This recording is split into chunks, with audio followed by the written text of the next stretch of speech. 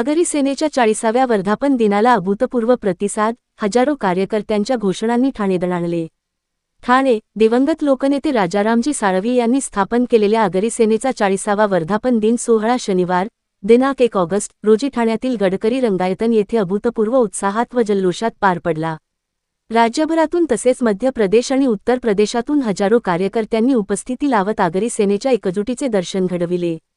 आगरी सेना जिंदाबादच्या घोषणांनी गडकरी रंगायतन परिसरासह संपूर्ण ठाणे शहर दणाणून गेले। कार्यक्रमाच्या अध्यक्षस्थानी आगरी सेनेचे प्रमुख प्रदीपजी साळवी होते। प्रमुख पाहुणे म्हणून खासदार सुरेश म्हात्रे, बाळ्या मामा, खासदार नरेश म्हस्के, आमदार संजय केळकर आणि आमदार सुलभा गायकवाड उपस्थित होते।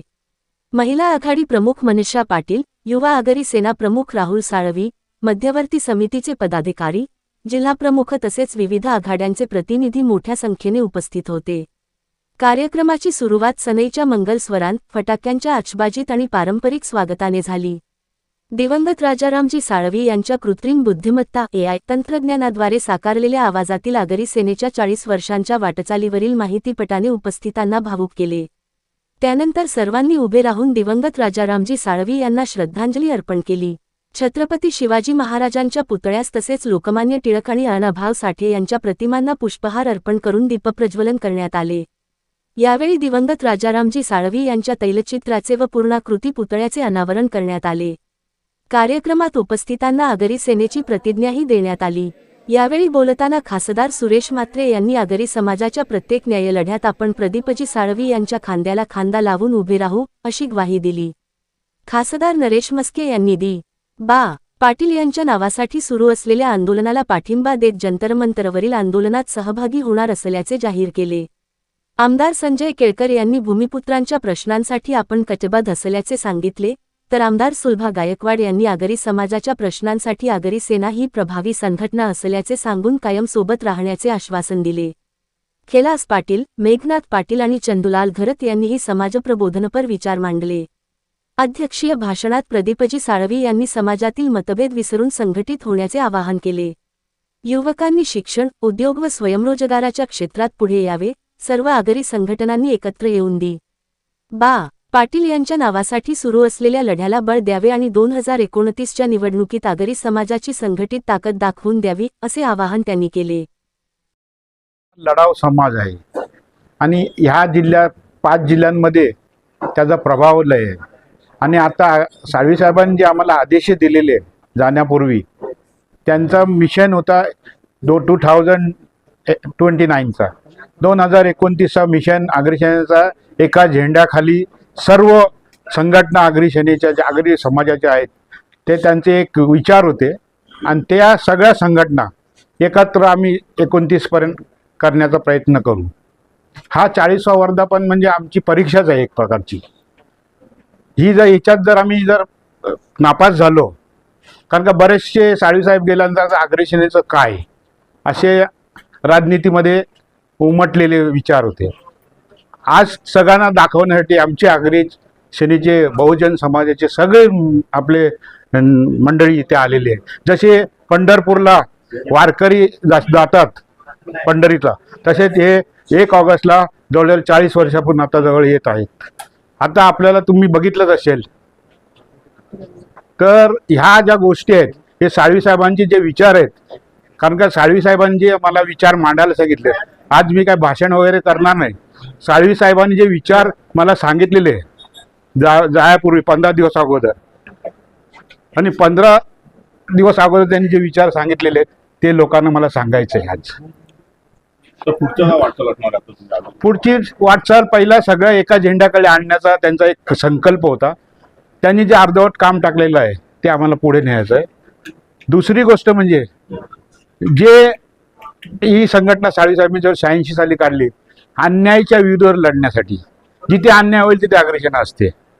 आता एअरपोर्टचा जे चालू आहे, एअरपोर्टमध्ये काय असतं, काय झालं या एअरपोर्टच्यामुळं, तू मोठा का मी मोठा या मतेने ते प्रॉब्लेम झालेत।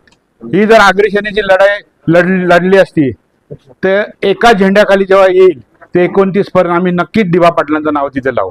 साळवी साहेबांची कुठेतरी खंत जाणवते का? खंत तर जाणवणार ना, कारण का 39 वर्षे मी त्यांच्या बरोबर आहे आणि 39 वर्षे त्यांच्याबरोबर मी बांधावर फिरलेलो आहे आणि तळागाळातले लोक मी पाहिलेले आहेत. त्याच्यामुळे मला लय जवळनं संघटना माहिती आहे आणि कुठल्या कोण्या कोपऱ्यात आपली लोक राहतात. कारण का शेवटी साळवीसाहेब बहुजनांचं काम करायला लागलेले, म्हणून गोपीनाथ मुंडेंनी त्यांना ओबीसीचं अध्यक्षपद दिले, पहिला राज्यमंत्रीचा दर्जाचं. त्या हिशोबाने त्यांना एक खंत होतं, मला वाटतं का त्यांना काम करायला मिळालं नाही.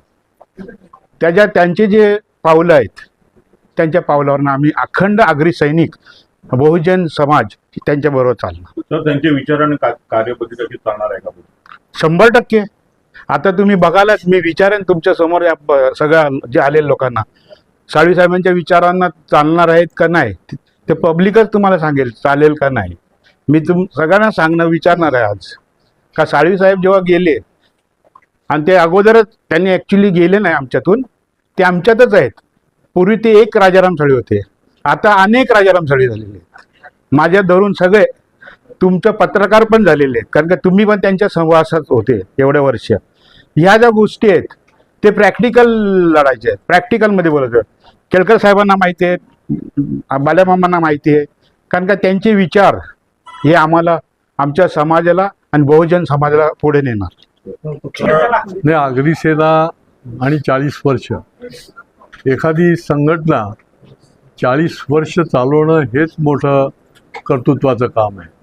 आणि स्वर्गीय राजाराम साळवींनी ही अतिशय कौशल्याने त्यांची टीम बरोबर घेऊन संबंध ठाण्यामध्ये, रायगड जिल्ह्यामध्ये, कोकणामध्ये आगरी सेना जी आहे ती फोफावली. ती त्यांच्या कार्यकर्तृत्वामुळे आणि त्यांच्या संघटन शक्तीमुळे फोफावली आणि त्याच्यामुळे 40 वर्ष ही संघटना 365 दिवस कार्यरत असताना आपल्याला बघायला मिळते. आज आगरी सेनेचा 40वा वर्धापन दिन, ज्यांनी या समाजाला एकत्र केलं, समाजाला एक दिशा दिली, ते स्वर्गीय राजारामजी साळवी साहेब यांच्याशिवाय सतत त्यांची उणीव भासून आणि कमीपणा म्हणजे आज ज्यांनी हे स्थापित केले, आज 40 वर्षाच्या इतिहासात ते पहिल्यांदा आमच्यासोबत नसतील. आणि म्हणून सर्वप्रथम तर त्यांच्या स्मृतीस अभिवादन करतोय. सर्व समाज बांधवांना आजच्या वर्धापन दिनानिमित्त शुभेच्छाही देतोय. आणि मी एवढंच आवाहन करेन की जे साळवी साहेबांनी स्थापनेच्या वेळेस बोलले होते, आमच्या समाजासाठी एक संदेश होता, जो संदेश आजही आमच्यासाठी एक आमची उद्याची शक्ती आहे. शौर्याचा व्यापार थांबवा, पराक्रम सत्कारणी लावा. कारण आमचा समाज हा खूप विभागला गेला होता, अनेक राजकीय दृष्ट्या असेल किंवा इतर काही विषयांनी, आणि म्हणून त्या समाजाला एकत्र केलं. आणि आज ही खरोखरीच ती वेळ आलेली आहे की सगळ्यांनी एकत्र होणं गरजेचं आहे. कारण समाजाची जी काही कामं असतात, असे काही नाही समाजात बाकी काय आपण पाहिलं असेल की शक्यतो आमच्या समाजाकडून कुठल्याही समाजावर अन्याय होत नाही. आणि आम्ही आमच्या समाजाच्या फक्त न्याय हक्कासाठी भांडतो, ते सगळ्या इतर समाजांचा आदर राखून. आणि म्हणून आज वर्धापन दिनानिमित्त सगळ्यांना मनापासून खूप खूप शुभेच्छा देतो. धन्यवाद. मी अनेक वेळा बोललेलो आहे, काय खरं म्हटलं तर मुख्यमंत्री महोदयाशी आमच्या 3 मिटिंग झाल्या होत्या आणि तिन्ही मिटिंगमध्ये मुख्यमंत्री महोदय हे पॉझिटिव्हली बोलल्यात. त्यांनी 100% शब्दही दिलेला आहे.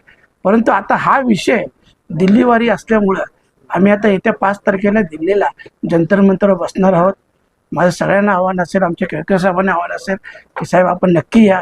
कारण शेवटी तुम्ही असले, सत्ताधारी सोबत असलं, ते काम सहज आणि लवकर शक्य होतं. तसे सगळे पॉझिटिव्ह आहेत, त्याच्यामुळं ते लवकरात लवकर होईल अशी आमची अपेक्षा आहे आणि आमच्या समाजाला न्याय मिळेल.